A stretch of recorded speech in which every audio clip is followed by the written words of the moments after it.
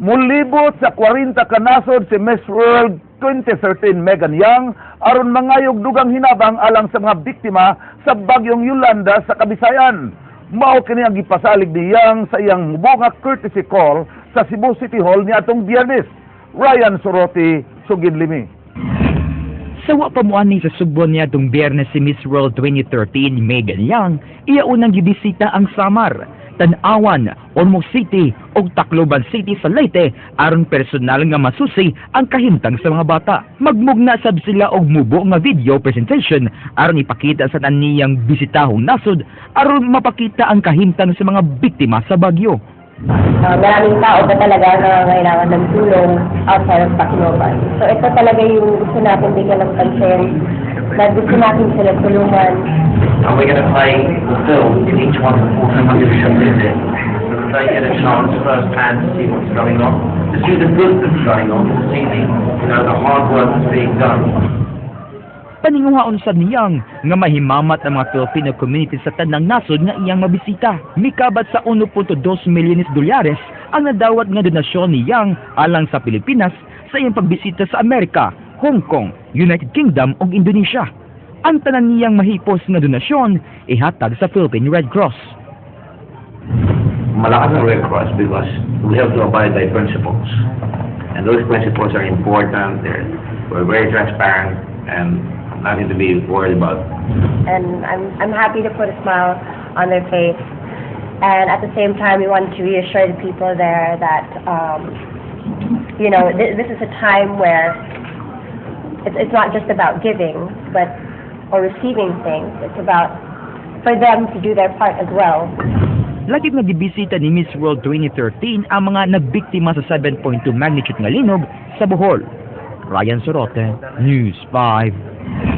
Gipasalig sa Kapitolyo nga sa dili pa ang Pasko, mahatagan ng katong mga residente sa Northern Cebu nga wala pa mahatagi og construction materials. King Perez, Sugin Limi. Sukad migo ang bagyong Yolanda sa amihanang bahin sa lalawigan sa Sugbo, wa pa kahatag ang Kapitolyo og materyales sa mga nagubang panimay. Dulan sa 150,000 ka mga balay ang naguba human sa bagyo. Gipasabot ni Governor Junjun Davide nga gihuman pa ang paghihap kun kinsa matagan kay dunay ubang barangay nga natagaan na og construction material sa mga langyaw. Gisiguro sab ni Davide nga mahibaw-an na kun kinsa kadtong mahatagan og materyales gikan sa Kapitolyo karong Biyernes. Di sab maabtan og Pasko ang pagpalit sa mga materyales ug pagpanghatag niini. Everything should be coordinated, should be well planned. It should be well executed. That's why we're having this regular meetings sa Pastor nato sa rehab and construction. Sugyot sab sa gobernador sa tanang empleyado nga modunit og materyales. Wa say pilion ng Kapitolyo kung kinsay hatagan niini kapartido man o dili. I have urged our employees sa Capitol na modunit og pagsakapligo voluntarily if they want. Padayon sa bang pagsuporta sa Kapitolyo sa Food for Work program, diin makadawat og usa ka gatos nga food pack sa matag barangay. Ipadayon sab sa Kapitolyo ang pagpanghatag og seedling sa mga mag-uuma sa mga apektadong dapit. In fact, the Agriculture Department are already preparing for another launching dito sa Camotes na pod. Muna ito sustainable program for livelihood. King Perez, News 5. Yuna na'y dagong commander ang Central Command. Natigayon ang maong seremonyas kaganiya human kini malangan tungod sa mga miaging katalagman. Madin Sabang, Sugin Limi. God has always the best reason to be trusting. I believe in His divine reasons, and as a good soldier, I humbly follow His leadings. Atul sa change of command kaganiha sa Central Command, formal nga gi-turn over ni outgoing Commander Major General Roy de Veraturda ngadto kang Major General John Bonafos ang pamunuan sa CENTCOM. The Central Command is always too clear in the protection of our people and of this nation.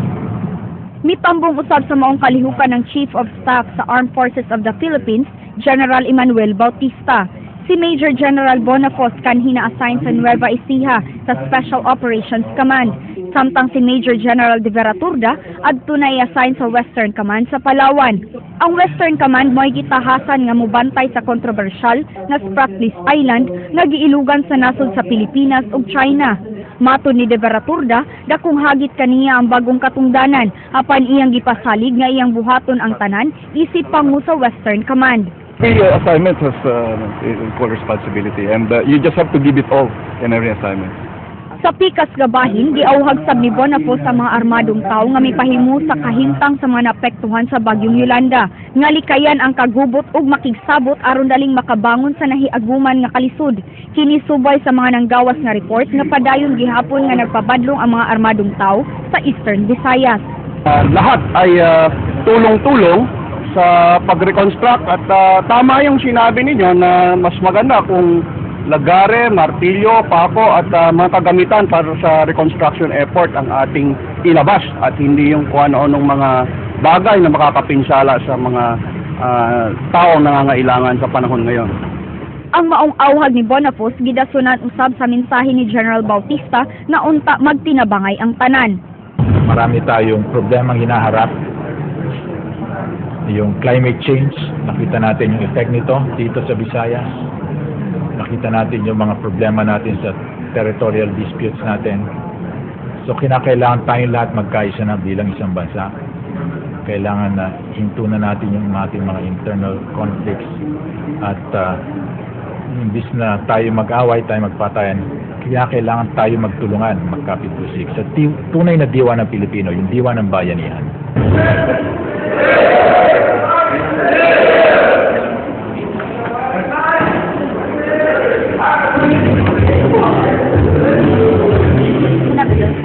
Madin Sabang, News 5.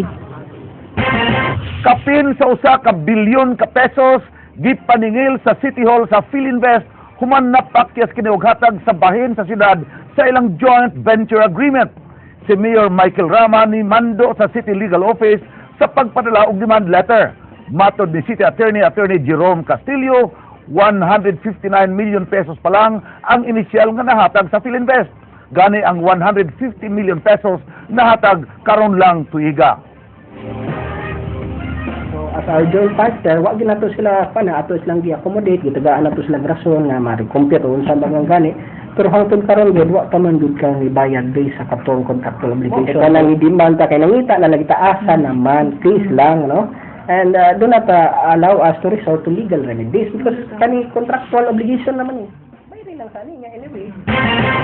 Upaw kadto ang naglangkob sa atong mga balita sa Aksyon Bisaya karong adlaw Lunes, Disyembre 2, tuig 2013. Kini si Frank Manilong Jr. Mga istorya nga di lang kutob sa paggatod sa impormasyon. Daghang salamat, ako si Georgia Herrera. Tungod kay labaw pa sa balita, Aksyon.